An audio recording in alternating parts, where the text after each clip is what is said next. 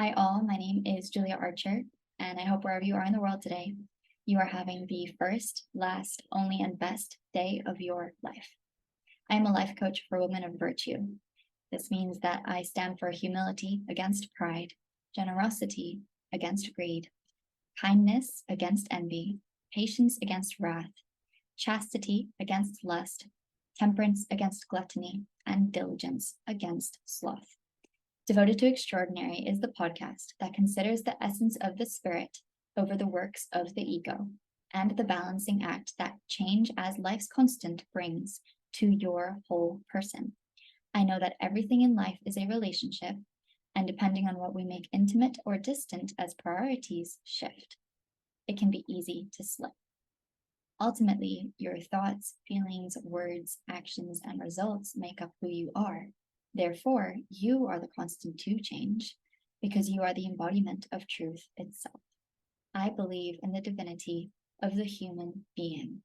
I believe in deepening my faith and cultivating fortitude, for God is greater and more powerful than us.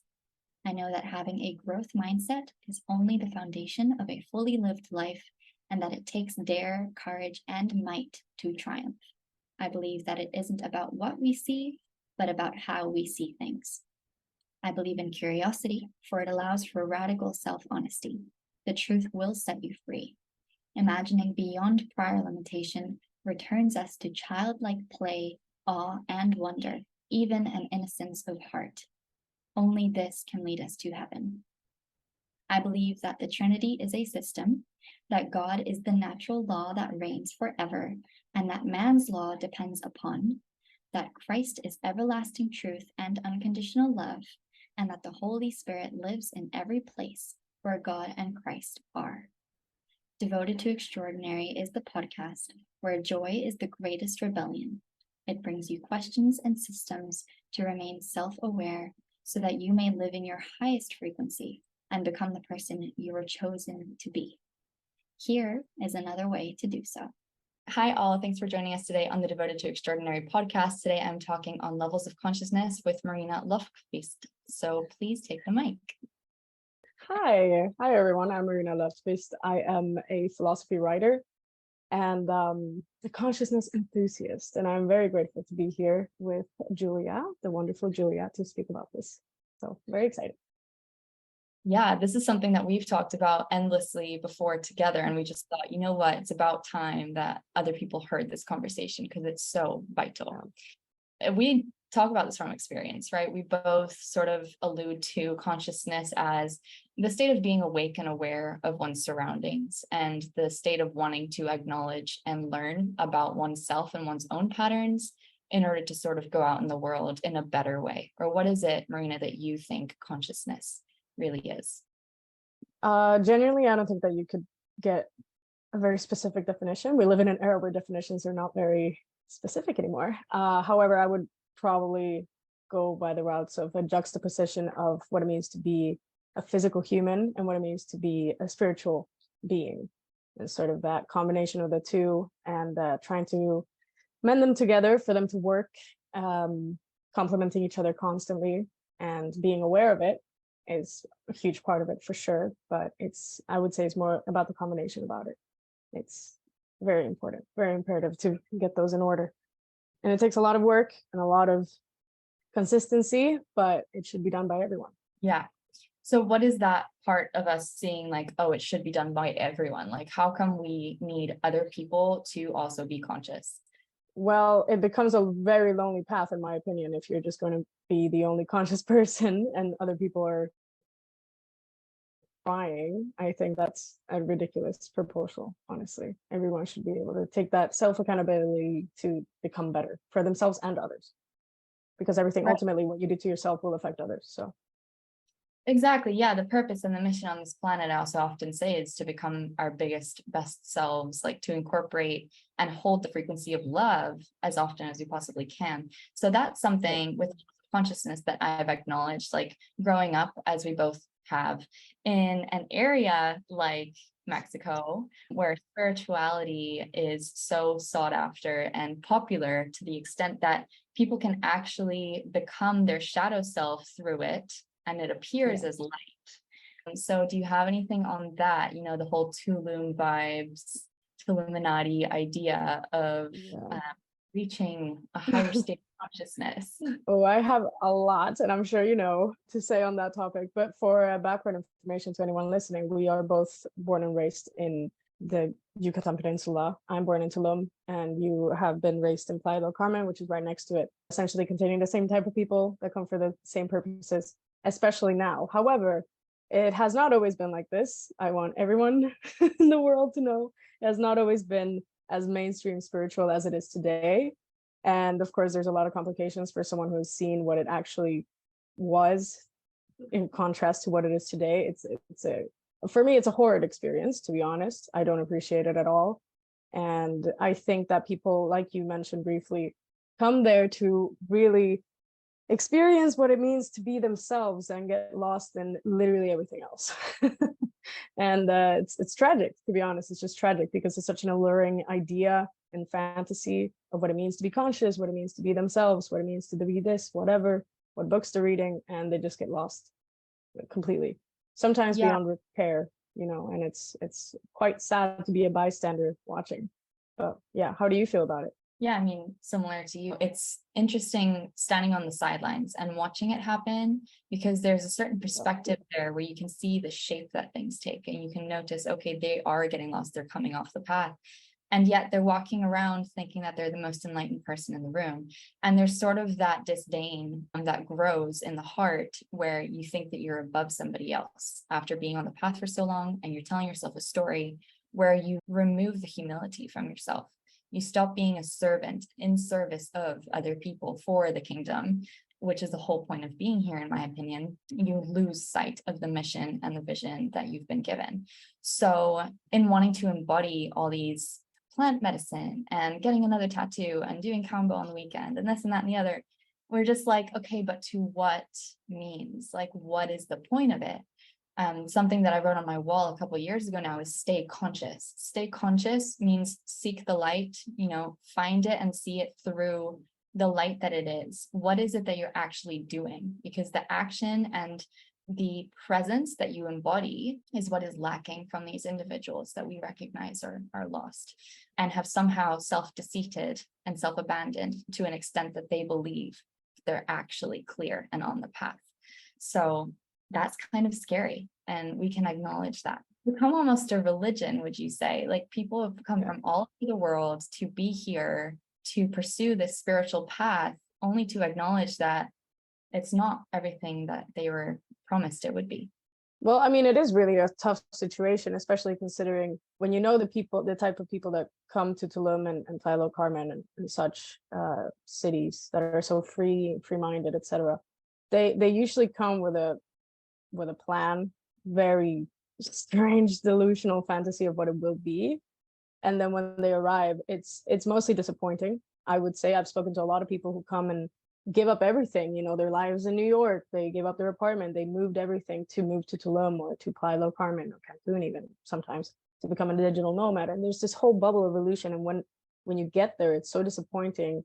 And they've told me several times that, well, what am I going to do? Like, I gave up everything. Obviously, I have to be here. And yeah, rightfully so. I understand the desperation. There's a huge despair and not knowing what to do once you've given up everything for an illusion, which happens more often than not. You don't have to come to Tulum for that. I'm going to touch upon what you wrote on your wall about staying conscious. Well, first of all, how? Why? Why? I've contemplated why. Being surrounded by people who constantly push down the idea of being conscious all the time, and whatever that might mean, we all have different definitions, surely, but why? What is the purpose of being conscious, and why would that ever benefit us? And it's a very, very long, deep rabbit hole if you want to go down to the whys of it all, but I think it's also really worth it. And I don't think for someone to decide and say, oh, but you're not being conscious today, or you should be better today. Everyone falls from grace from time to time. It's a practice to hold it up all the time. I don't think anyone actually is conscious all the time. You can be conscious for the majority of your day, but it's a really hard practice. And so I go easy on people that are not fully there yet. I'm not myself. I'm not ever claiming that I am. Hopefully I will be someday, but it's a job. It's kind of like a 9 to 5, but actually it's a 24-hour job. You just have to keep on doing it. So I don't look down at the people who move to Tulum, think it's something that is not, and then get lost, because how can you not? Everything just crumbled in front of you and you have no place to stay. Most of the time you don't speak the language, nothing. It's just you kind of claim a difficult life, and it's a shame. But that's when the consciousness has to come in. That's when you got to do the work, because when else are you going to do it? You don't do the work when you're having a good time. You don't work on vacation, right? So you have to really keep that mental strength and stability when you're going through it all. Absolutely. I have a couple things to mention, actually. So yes, being conscious is a daily, hourly, presential, moment-to-moment effort. And 95% of our brains and daily habits are run by our subconscious brain. So having the 5%, okay, I can be present here, it means that you're exuding a lot more energy and life force and vitality through that ability of being present. And the capacity to do that has so much to do with how many emotional hurdles you have met yourself with, held, felt, and healed up to this point in time. And when people are being like, oh, I'm just going to go and do combo on the weekend, I'm just going to like do another ayahuasca ceremony. When you do this repetitively, and I'm not alienating it or saying that it is evil within itself, as long as you have the time and space to integrate it after. It's important to not want to escape, but to decide this is actually for my integrity of person, of being, to have virtues, etc. Like the whole point is to grow, expand, and integrate into someone who has a whole soul and not a pieced apart one. So the point of staying conscious is to just have that intent and to say, well, at least I'm trying to be, and not to just see people who are completely chaotic, honestly, lazy, fallen down to entropy, which is the natural state of things on the downfall, and it will pull us down. This is the thing. Even people who are the most conscious, the most healed, the most growth mindset, the most trying their best, like top people in the world on mindset, they also have moments in their life that it just knocks them down. So entropy is knocking at your door, and it will take you one day throughout your life, not just once. And we want to know that at least we have the capacity to meet the mountain top, because when we come down from the mountain into the trough, we want to be able to meet that with the resources we've built at the top, and not just to be in a trough throughout it. So I think we want to be able to tell the story. None of us want life to be easy without problems, because we want to be able to tell that story. We actually, what we want is the resources and the capacity and the resilience to build so that we can face those trials when they do come. So I think that's the point of staying conscious, which is, yeah, what you mentioned. Yeah, a lot to unpack there, I think. First of all, I really wholeheartedly that no one wants to be happy, actually, or want an easy life. I also stopped striving for happiness in my recent years. I don't strive for happiness, I strive for contentment. Because happiness makes you deliriously stupid. But anyway, that's perhaps a side note. What I wanted to say is that we often construct our lives from a mess. We will construct it and organize it in a particular way until it's perfect. And then we get so incredibly bored because there's nothing going on. There's no story to tell. There's no plots, no drama. We are human after all. We can't just live as spatial beings. We are human too. We need to recognize that part of our being as well. We will want to create chaos. So out of our own order, we will create our own chaos. And I try to remind that to my friends or anyone around. That happens a lot in relationships too.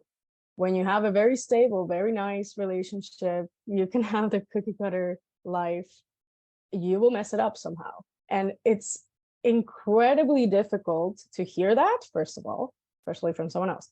But it's incredibly difficult to take accountability for those acts, to understand, oh, hey, I was very happy at this one point, and then I did something that made me less happy. And is there really a fault in that? I personally don't think so. I think it will lead you to learn, be conscious about it, and then create something else. But you can't create anything if there's nothing, if there's no tools, there's no resources for you to do it. And so you're going to have to create those resources. Sometimes you need to destroy your own life in order to rebuild it. And that's fun in hindsight, perhaps not in the moment, but it is fun. Yeah, I think looking back, like you said, we can see, oh, this is where something happened growing up. Like I just didn't know better. And when you don't know better, it's fine. But I have this theory, and I think it does also confirm it somewhere in the Bible about sin. Sin isn't something that you do when you don't know. Sin is something that you do when you know and you feel that it's the wrong thing to do. That's when it turns into sin. When you go against it. Yeah. Right? You go against the feeling of what you know is better. So when we are in relationship and we seek drama, or we seek to trauma bond, when we don't have to, when we don't want to keep the peace, when we don't want to keep things balanced and in homeostasis, I think it's because to some extent our nervous system is used to having a trough instead of remaining at the peak, or at least steady throughout the hike. So to some extent, nervous system safety does play into, actually to a very high extent, it plays into our relationships and into our actions in daily life, because we're like, okay, where is the next thing? Where am I going to get my next bout of energy from? Because we're actually not seeking the trough. We're seeking the peak that comes from the trough, from the person's reaction. When we want to create an issue in a relationship, what we're seeking, and I say this from experience, having been into emotionally abusive relationships myself, what I've noticed the pattern is that they sought, because they were the aggressors, was my reaction, so that they could gain energy, because they had no other way of getting it. So the chaos that we create is in order to get more life force, but we would avoid that entirely if we were ourselves navigating, okay, I'm feeling this way and it's really uncomfortable, but no matter what it is, I'm going to let it come through, and then I can hold space for it and it can go past. But it's because we have these little almost rocks in our river of our body that we haven't just let flow through, of emotion and of issues in the past. And the story that we're telling ourselves is, I am an unsafe person. I have been abandoned. I will remain abandoned throughout my life. And therefore, it's best that I leave another person instead of they leave me first.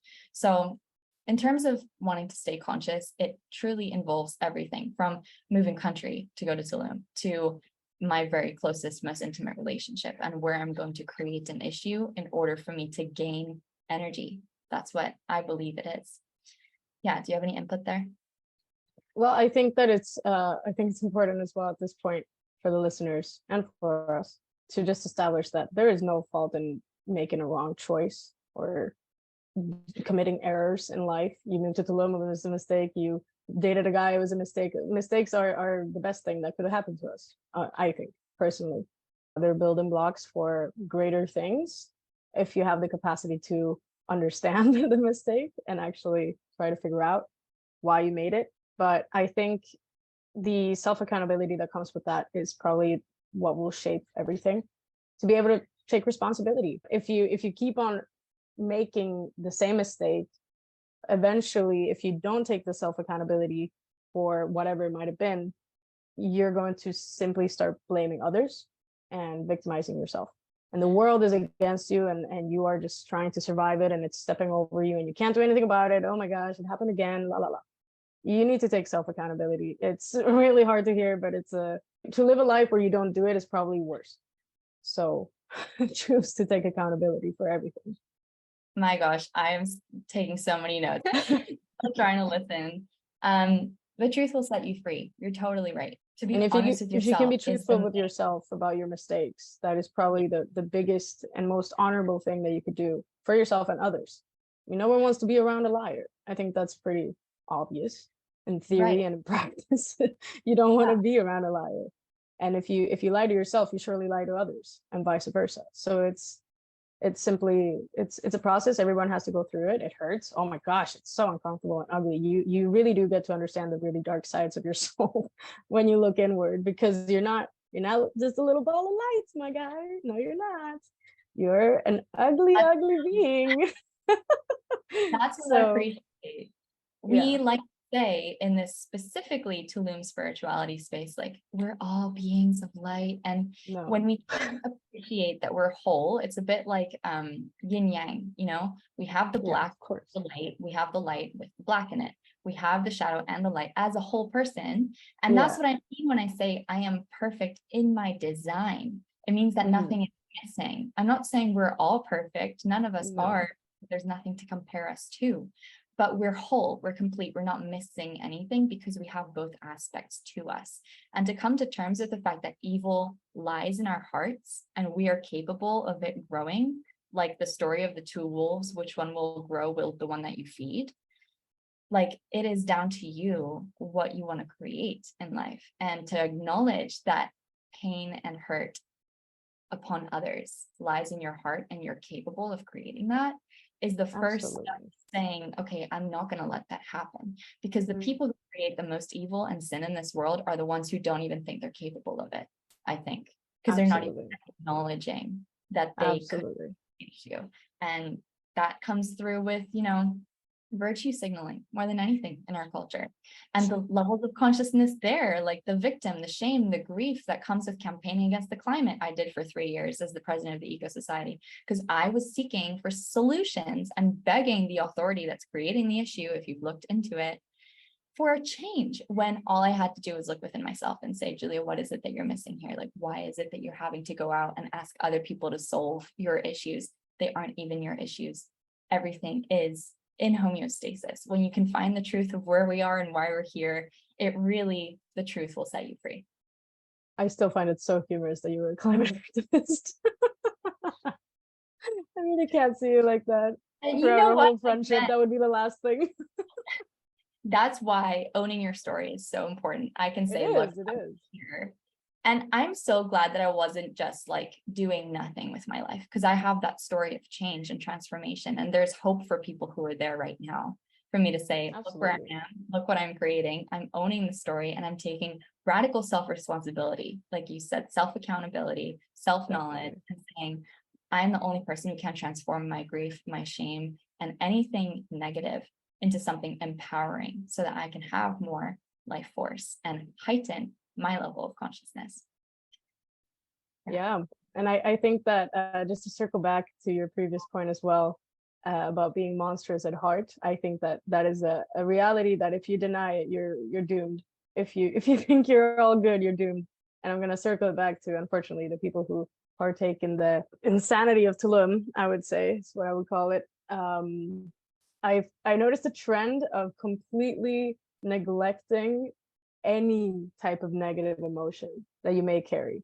If you're frustrated because there's a queue in the big supermarket, if you're frustrated about traffic, anything, any type of negative emotion, you're supposed to censor and just shove down your throat and just not at all talk about it ever, never show it, because you have to be this kind, luminous ball of positive energy. And it's bizarre. I mean, it must be exhausting for a person to try to self-hypnotize themselves that they are all good.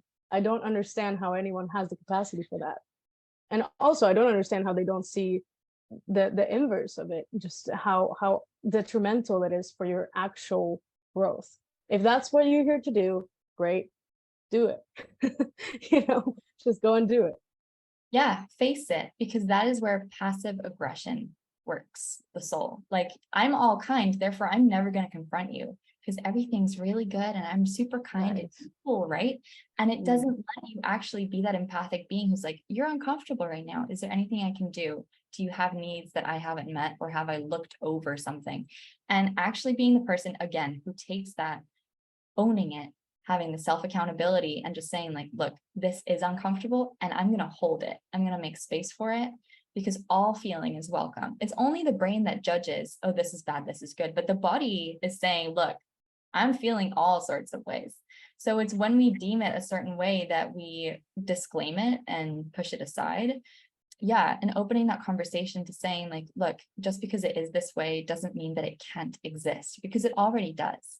So us pushing it away just shows that we're incapable, and it kind of makes us lesser because we're holding less. Yeah, I speak a lot about that in my first book. It's called The Book About Nothing, by the way, available on Amazon if anybody is interested. I speak a lot about the fake spirituality, obviously derived from my observations of the community in Tulum.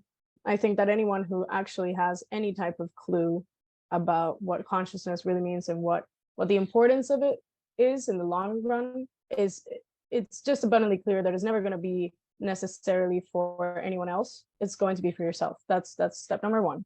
And I think a lot of people miss the first step because it's always about the outside. What am I going to wear to seem more conscious? What am I going to smell like to seem more conscious? What type of books am I going to have on my bookshelf for people to believe that I'm this and that? And it's really more about the external, and that's your first mistake. As anyone coming into the world of spirituality, consciousness, anything, it's your first mistake to think that it has anything to do with anyone but yourself. The only thing that you're looking for is yourself. That's it. So you can be in your PJs, you can be completely naked, you don't have to do anything, you never have to buy anything. There's no courses that will actually, there's obviously people who will help, but there's no need to spend extensive amount of money as people do for something that is literally within you. I think it's a shame that people fall into that trap. It's a tourist trap. There's no other word for it. It's just people using you for your money, for your dollars in Mexico, worth a lot. So people love to make up some shit for you to do that, and it's really unfortunate. But I think that people really have to wake up to that first step in consciousness, which is just look within, nowhere else. There's nothing else, actually. So true. So true. What we choose to do is because we choose it. It's not because it needs to happen. I talk a lot about this with like the law of assumption, reality creation through the Trinity, seeking God for it. And that's also something that I'd love to get into. But firstly, I'd really love to mention what you said, like we are doing all things in our lives for ourselves. Our beliefs should serve us. If something doesn't serve us, it can be deemed like a limiting belief and it can hold us back and we can be creating that drama, that trauma. And really everything that we do should serve us and like our highest potential and capacity. Because something that you mentioned in your first book was ego. And the way that you define it that I really enjoyed was the ego is what hurts. And the way that I've since put it is the ego is what's in the way of the soul. Because the soul really wants to have you create your highest mission on the planet. So the ego is in the way of that, but it's not real. It's just a story that we're telling so that we can act differently. I think that we have more things inside of us that are unreal than real because we lack the capacity to understand or the motivation to understand what is actually real. And I call them mental loops and emotional loops. How many times a day do you imagine a fantastical scenario where you fail or something goes wrong in your life? The boy that you like doesn't like you, and a bunch of what ifs come into your head. Said this to you before, this one, but one of my mental loop stoppers, because oh wow, you really gotta take a hold of those mental loops when they start going because they won't stop anytime soon. And one of them is what ifs don't serve me.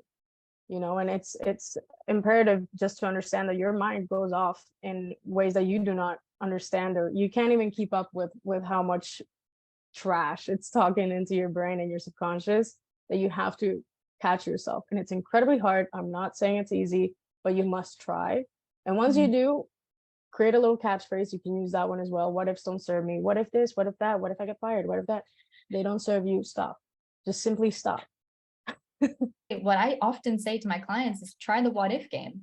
Turn it into like a positive spin, because that's the way that you create reality for yourself in what you want. The subconscious sees in visuals, in images. When I tell you don't imagine a pink elephant, like what's the first thing that you're seeing? So always, always, always imagine what ifs of what you desire that the outcome will be and not the opposite. Absolutely. I agree with that. I was mostly, I do tend to focus more on the negative sides of the mind and the heart, because I think that there's not a lot of people who speak so directly about it. That's what I write my books on, mostly just negative.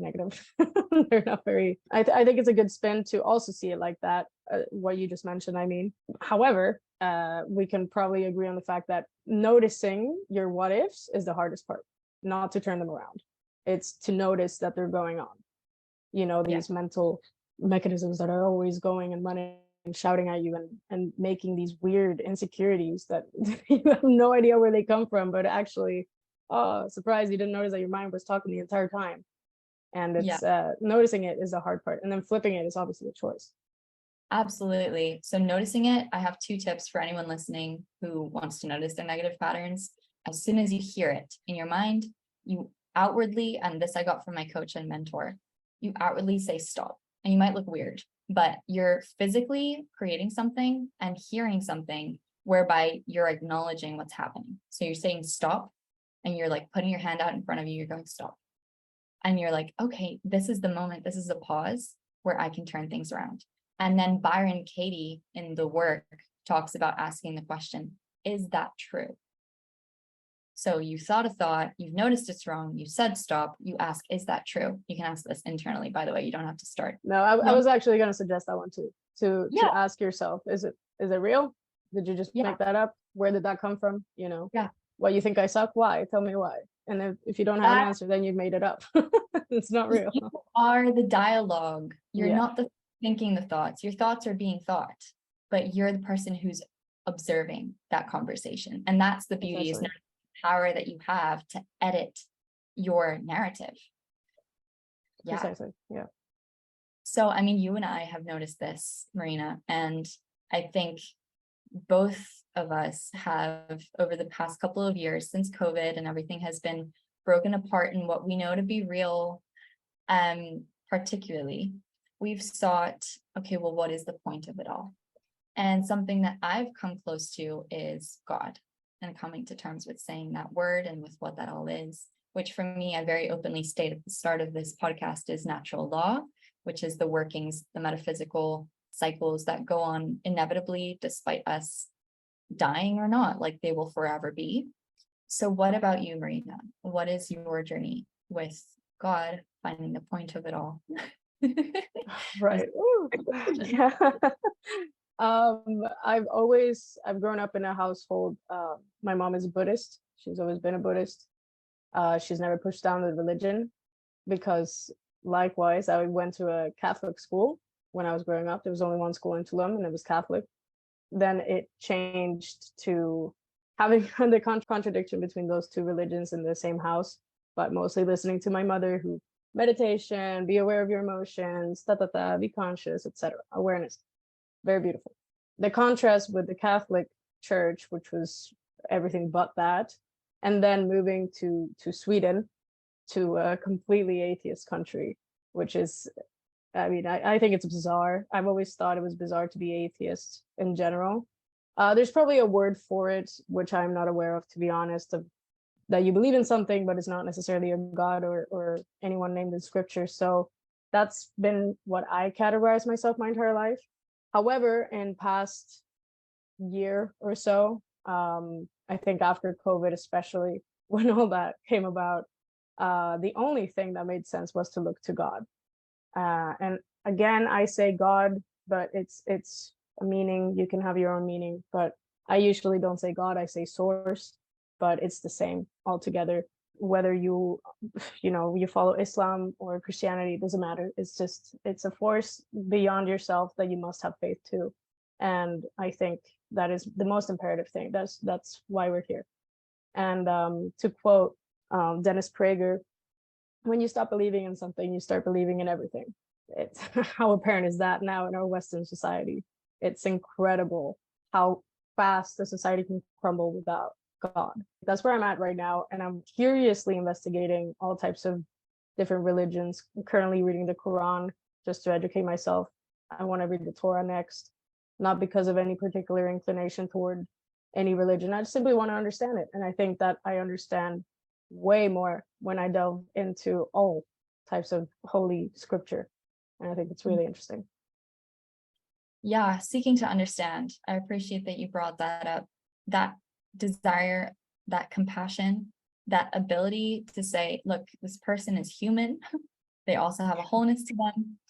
And of course, that comes first with acknowledging that you have a wholeness, because you will expect of somebody outside of you, of somebody else, something that you already are. So if you are like these people we discussed, and you don't acknowledge that there is a wholeness to you, you think you're just a little ball of light and you're suppressing a lot of emotion and you're actually really uptight and sad, then you may expect the same of someone else. And that's where arrogance can come in, and that's where hardness of heart can come in. And that's where, like you said, we stand for everything if we stand for nothing. If we aren't anchored in faith in one thing, which for me now is God, for you, source, which is very, very much the same thing. Yeah. Story that you want to call it, right? The name that you want to give it. There is confusion that festers and chaos that starts in being like, where am I standing? Like, if you have nowhere to actually ground yourself, then you will float among the surface. And quite literally, all of the metaphors serve to agree with this, in that you're lost in the sea versus standing in the depths, acknowledging, being able to hold your ground. So I think that is where the dogma of religion avoids the individual capacity to say, this is my belief. And it's the whole interpretation and meaning that we put to things. I just filmed my latest video on YouTube is about God being the source of the river in your life versus you being a reservoir, thinking that you need to control all the resources that you have, because that is change, and change is the only constant in life. Whereas actually, when you have God and you have that resilience, you are the constant to change, and you have the capacity to flow with, as the river, anything that may come. So I think that's really what I would ask of listeners, is to say, if you haven't found a true ground and a source and an anchor, to seek what that is for yourself. If you're looking at your surroundings and seeing chaos, find the clarity through, for me, Christ. For you, what is it? What is the light for you? Yeah, I agree that people are in one time or another, it can be in their youth, it can be in their deathbed, but they will have to be forced to choose a side. And we can talk about sides like light and dark and anything like that, because it's also very prominent in Intellum, very much currently. I'm going to try to recall I think I've told you this one before. I thought it was fascinating because it was so incredibly simple.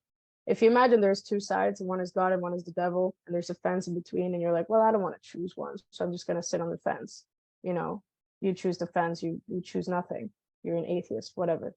Well, then the devil says, come here, come with me. You chose me. And you're like, why? What do you mean? I'm on the fence. Well, the fence is mine. And so it's true, because you can't linger in between the two. It doesn't exist. I also thought for many years, I thought that I could be in a gray zone. I was like, oh, well, whatever. I studied philosophy. I can go into the depths of shit and the devil, and then can look at God and be like, oh, what's up? No, you can't. You can only for so long until you're forced not to. You need to choose. And if you choose to sit and wait, during that wait, you'll be with the devil, not with God. And I think that's a really imperative difference to understand. And I genuinely do believe that people will have to choose at some point, regardless of when. They will have to choose. Yeah, completely agree. What you're not changing, you're choosing. That's often quoted by my sister. I know someone else said it, I don't know who, but what you aren't changing, you're choosing, because your individuality and your sovereignty as a human is the capacity to choose.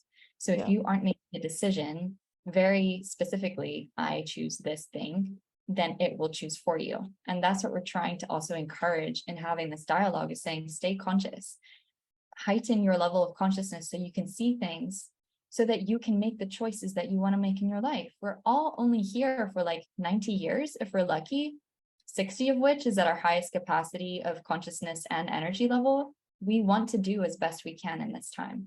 So you get to tell your story when you choose and when you change towards what you want. I think what you said, Marina, about choosing the devil or Christ is so vital. In when you choose Christ, the feeling of peace and joy and holiness of things, romanticizing life, it never leaves you. When you haven't chosen, you have that feeling of emptiness, and that is how you're with the devil, because you haven't chosen to see things through a lens of, actually, this is beautiful, because you aren't telling the story. Beauty's in the eye of the beholder, and you have to choose to see it that way. It's all about your perspective. I think that there is also a level of consistency that has to go with faith. Once you choose, great, you've chosen it, good job, but you need to sustain the faith.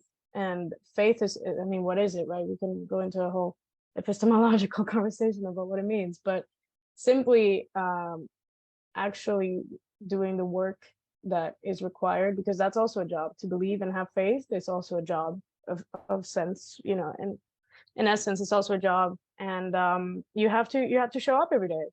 You have to get there every single day. You have to be there, do everything that you must, and continue and come back tomorrow. And it's, if you don't do that, if you simply say, oh yeah, God. Nowadays there's so many Christians that, well, self-proclaimed Christians, because they don't act like them, And you can really tell that by the level of tolerance that they have in this world today in Western society, because God is very intolerant. That's the whole purpose of God. You can't do whatever you want. If you do whatever you want, you're not necessarily granted a place in the kingdom, right? So you can't be tolerant. You must be intolerant to a bunch of things that are going on around us all the time, and even the small things. But simply that intolerance will bring you closer to grace and just self-accountability, truthfulness within yourself and others. Everything will lead you to that, but you must stop being so tolerant to the environment. That is all that faith is, to be truthful to one thing, and that thing is obviously under a huge umbrella of a lot of other things, but you must be truthful to it. Yeah, I love what you said. In Yeah. the Corinthians, they say we walk by faith, not by sight. So in terms of buying your story and hearing your voice louder than all the noise outside of you, that is what faith truly is, I think. In terms of consistency of being able to do it daily, that's what prayer is. It's not just like recite this thing that you learned in church. It's like, God, I feel this way. Say it out loud so you can validate your emotions, right? God, I feel like this right now, and this is really hard for me. And that may be all it is. Thank you for listening. But it may also be, and I really need this, and I don't know how to get there. And I really appreciate you, and I'm thankful. And it's that feeling that you're going through of validating the sadness, of validating the I don't know where I'm going, of validating the gratitude, of feeling the joy and the happiness that you have someone there who's listening. Notice how many feelings you just went through in acknowledging that relationship. Notice how many feelings you just went through in prayer. All these terms of faith and prayer, they can be incredibly, what does that mean though? And when you can put it in like a step 1, step 2 for people, they're like, oh, I do this anyway. I was just going to mention, I'm surprised that not all women ever are incredibly religious and faithful, because that's what women have to do in order to get clarity over their emotions or anything. They must speak it out. And God is just, well, your imaginary friend, if you want to see it that way, but someone that you can actually speak your thoughts to and get answers from as well. And the answers come within you. You're not going to hear, I don't think, a voice from the sky saying it. You are the answer. There's also this whole misconception about God being a separate concept from yourself that I completely disagree with. You are God. You are God. I'm God. Everyone listening is God. It's fine. The thing is that the force is within each of us, and if you don't gather enough motivation, energy, and persistency to activate that power within us, then you will never hear the response. However, everyone should just speak to God all the time. And then one day he may answer through you. It will always be through you, but one day he might answer. And so I don't think that there's any fault in simply speaking out your truths, your struggles, your insecurities, whatever, speaking them out loud, even for men, but men don't have the same mechanism of expression and emotion. But women should be the first ones to do it. We love to talk about our emotions all the time. We can rant forever, and thankfully when you do that with a certain intention, there is someone listening. There's actually someone there listening, want to circle back to the fact that it is yourself, but yeah. Yeah, invalidating yourself and hearing the words that you're saying, like, I feel really sad. You're saying, okay, this is what's happening.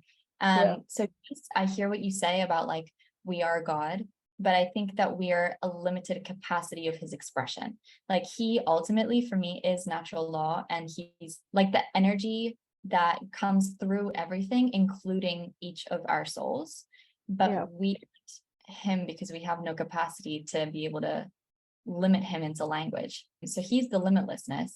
And then we are like his children when we choose to follow him in that creation capacity. So a little bit different to what you were saying, but very much along the same path. Yeah. That is what we're all seeking, is just like a purified version of who we are capable of being. That's ultimately what you and I are sharing right now, is our presence. And that is our essence in the end, because that is our capacity to focus and to be here with each other and to have a conversation. So I think that's what it's all for, is to be able to just be present and to focus and to give another person your love, because that is what we are being calculated and weighed by, in terms of morality, by God, when we reach the other side, when we pass away out of this body, he will ask us about our service. How did you help other people? Because yes, to some extent, it's how do my beliefs serve me? I'm doing all of my life for me. But then I'm part of this interconnected web of the entire world, and how I help my neighbor is just how they're going to help me. And that's where do unto others comes in. My capacity to help you and to be honest with you is what determines my value to Christ. I agree with what you're saying. However, I usually choose to see it one step further into I will help my neighbor because he's probably going to help me. And so that helps me in the long run. I do believe that we're all selfish at heart, and anything that we will do, we do it because it will eventually come back to us, whether it is good or bad, doesn't matter. But I think there is an acknowledgement within the human being that, okay, I will get something in return from this, so I will do it. Even if it is disguised in very nice acts such as charity. And I don't mean that you will get back exactly from the source that you will be giving to, but eventually you know that if you do a good deed will come to you, and thus why wouldn't you do a good deed, right? Exactly. I mean, that's just logical. And so you can kind of push it as like, yeah, be a good person, but actually the flip side is also that you're not being a good person because you're only doing it for yourself, technically speaking, in the good person definition that we also don't have. But I would add yeah. to that, we do things for other people because we feel good in giving. If we're doing it only for ourselves, then we would be giving not as abundantly. We would be giving feeling, I'm going to get something back from this. And that somehow limits your capacity to feel joy while sharing with others. Absolutely. I think that there is a difference in giving. However, I think that the predominant motivation for doing anything for anyone else will always primarily begin selfishly, and then that can shift. It can shift eventually, it can shift instantly, it doesn't matter. But I think that the primary instinct will always be to give from a selfish perspective. Yeah, and that's not bad. I mean, you're gonna give me a good feeling and I'm selfish, I want it, so I don't think it's bad at all. I think reciprocity is the natural state of things. When you give, you know that you will receive in return. Like you said, not specifically from that person who you're giving to, but you know that when you give, you will receive. It's a natural. So that is just the way that things work. It's actually quite exciting. I don't know why anyone would turn towards limitation apart from the fact that when you're there, you don't see outside. You can't see abundance when you're in lack.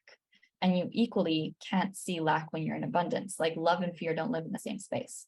So, well, yeah, but then also connects to the discipline of having faith, also involves a lot of gratitude, of course. We speak a lot about gratitude everywhere, but it is a discipline to be grateful. It doesn't come naturally to us. And I think that that's a very permanent statement by Nietzsche and Dostoevsky. They used to say that, yeah, the problem with the human being is that they're so ungrateful. It's, and it's true. It's what will bring us down in the end. It's just our ingratitude toward everything, literally everything. We have to actually work really hard to be grateful, and I think that's just backwards, right? I mean, it doesn't make any sense, but it's the truth. We yes. lack gratitude toward the slightest things, and those can be our salvation. Absolutely. Salvation is immediate through that prayer that I was describing. You can get background straight immediately to gratitude by saying, actually, thank you so much for this and that. And I read something very intelligent the other day. It said, happy people aren't grateful. Grateful people are happy, because Right. you don't create the feeling of happiness out of thin air. And equally, gratitude leads you to become that person. It's the process, it's the action that gives you the feeling. So it's quite interesting to see how it's all intertwined. It really is. It really is. And I think gratitude is a process of evolution. If you are grateful for a seed, you will receive a tree. If you are grateful for the tree, you will receive fruit. It is something that will evolve eventually. But if you don't have gratitude, you won't see anything. There's nothing. You'll only see a little pebble. So true. And Yeah. nowadays, with quantum physics, we can see how this is real. When you put sad on a little plant versus happy on a plant, the happy plant grows better because of the Right. vibration around the word. And the word was God. Isn't that Genesis 1? Like everything comes back to your intention and the intention that lies in your heart upon giving, upon being of service, upon being grateful. And it encompasses your entire essence as a human. So this is the stuff that I love to talk about. Like, heightening levels of consciousness means that you yourself have the intention to be conscious. It doesn't mean by any means that there are certain boxes to tick, other than you have the capacity and the ability to own your story as an individual. And once you've awoken to that, you are sinning when you're doing otherwise. Is there anything else you'd like to chat about, Marina, before we close? So, you know that we could go on for hours, you and me. It's been a good conversation. I think consciousness is probably the only thing that people should strive to acquire if they don't have it yet. And I don't think that there is a limit to consciousness. I don't think anyone is ever, oh, got it, I'm done. No one claims it fully. I think it's just an ongoing process and quest for knowledge. And I think if you lack the motivation and the curiosity to seek information, you're basically a walking shell. I think that's my final statement. If you don't surrender to knowledge, you're nothing. Absolutely. Surrender to knowledge. And what really helps and has helped as of late is the question, how does God see me? And then I can always act in his vision of me, because it's always more graceful than I have the capacity to give myself. So Marina, where can listeners find you? Well, I am not on social media, so please don't try. You can find my books on Amazon. My first book is called The Book About Nothing, and the second one is called The Title is in the Work. And I'm going to release my third book now in August, which will be called A Foolish Letter. So you can search me up on Marina Lofkvist, and you can probably see that in the title of the podcast because it's a weird name. but yeah, I hope that if anybody is keen to read it, I hope that you enjoy it. Please leave a review if you feel the calling to that. And yeah, hopefully you enjoy harsh truth, because that's the only thing I will convey. That's right. Yeah. Well, we appreciate it. I have read the first book and it's fantastic. So thanks so much for joining me today. Thank you for having me.